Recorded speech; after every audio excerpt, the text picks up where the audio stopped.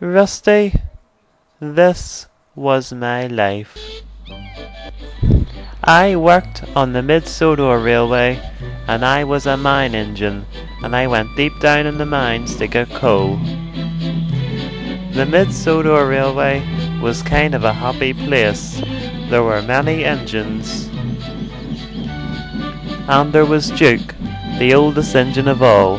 He was named after His Grace the Duke of Sodor, and he was one of the most nicest and best engines in the world. And he always looked out for me, and we were very good friends. And there was Smudger, one of the nastiest, rude, and rough engines you could ever meet. He thought I was really useless, and he used to make fun of me because I didn't have a name. You know something, mine engine?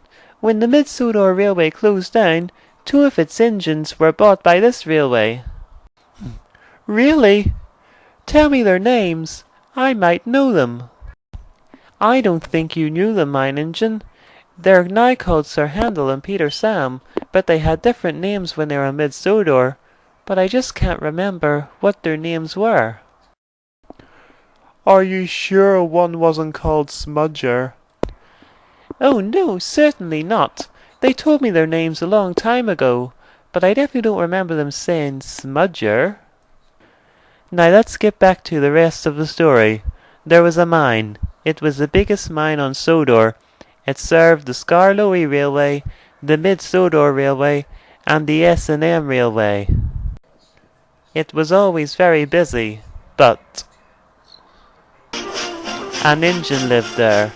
He was called Bertram. He was very scary looking, but he was very friendly as well. But there was just something about him that I didn't take a shine to. But every time I went to that big mine, I was always friendly to him. And there was Neil. He was one of the S&M railway engines. He used to come to the mine a lot to get coal. I liked him. He was very friendly, and he was a similar shape to me, only bigger. One morning, my driver came to the shed. Mine engine? Today we're going to have to go to the big mine. Yeah, sure. Okay, I said. Oh, the poor little mine engine has to go to the big bad mine today, where the old warrior Bertram's waiting for him. Be nice to him, or he might chase you down the mine, and then block it, and you'll be lost down there forever. I'm not scared of Bertram. Really? How come I hear you in your sleep at night? I don't like working with Bertram. I don't like working with Bertram. He's scary. Enough, said Duke. You leave him alone. You're nothing but a rude bully, Smudger. It shouldn't take us that long, mine engine, said my driver. Come on, Mr. No-Name. Be a real engine for once in your life, and go and do some work. Duke was cross. Then I arrived at the mine. There was a lot of work to do. The S&M Railway had ordered a lot of coal, and me and Bertram had to work hard to get the trucks full. Come on, little engine. The sooner we get these trucks full, the sooner the job will be done, said Bertram. Now those miners have filled up a load of trucks deep down in the mine, so you must go down first and bring them up. No problem, I said. Then there was trouble, and I mean trouble. Bertram's driver was standing on my track, and he was right behind me, and he was talking to a miner. But my driver wasn't looking, and he released the regulator, and I rushed backwards. No! No! What have you done? Oh, no! Everyone rushed quickly. Oh, Jesus! Blood was everywhere. Bertram's driver was dead. Then the mine boss came down. He was in a panic. So was everyone else. Please, I didn't mean it. I didn't know Bertram's driver was behind me. We're gonna have to call the police, they said to my driver. Please, I'm ever so sorry, Bertram. I was an accident. I didn't know. An accident? Your driver wasn't watching where he was going, and when he released your regulator, you jumped back too fast. And now my driver is under your wheels toward the bits. You're gonna pay for this. I'm gonna kill you. Oh my, said Rusty. My driver was sentenced to death for dangerous driving, and he was hung in the courthouse. Manager was away on important business, so a temporary manager was hired, and he wasn't a very nice person. As you know, mine engine, your driver was sentenced to death by the court, and he was hung yesterday. Now the big question is, what's gonna happen to you? What do you mean? It was an accident. It was not his fault. Yes, well, Bertram did say that you jumped back too fast.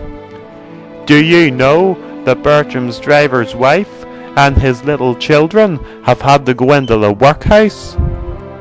Their lives will never be the same again, so don't you go around Duke saying that it was not his fault! Listen here, you. I sympathize with Bertram's driver's family, so don't you go around giving me that. All I said was, it wasn't the little engine's fault. I know what I will do. I will let families of railway workers decide what happens to him, like wives of engine drivers, brothers and wives of shunters. And it will happen tomorrow morning. But the relatives of railway workers are going to think that he's a reckless engine. You might as well just send him to the scrapyard now. So the next day, relatives of railway workers arrived, and a lot of engines came as well. Yo ho ho! This is the day! This is the day! This is the day! Day! Now, ladies and gentlemen, as you all know, this engine killed an engine driver at the mine a couple of weeks ago.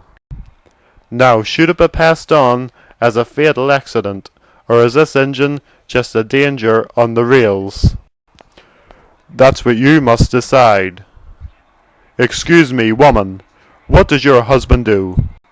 My husband is a shunter.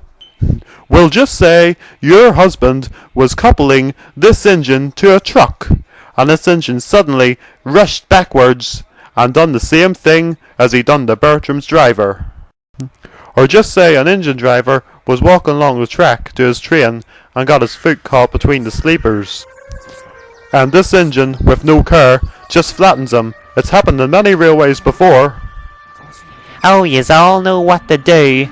Scrap him, and then melt him down. Scrap him, and melt him down. Scrap him, and melt him down. Repeat after me.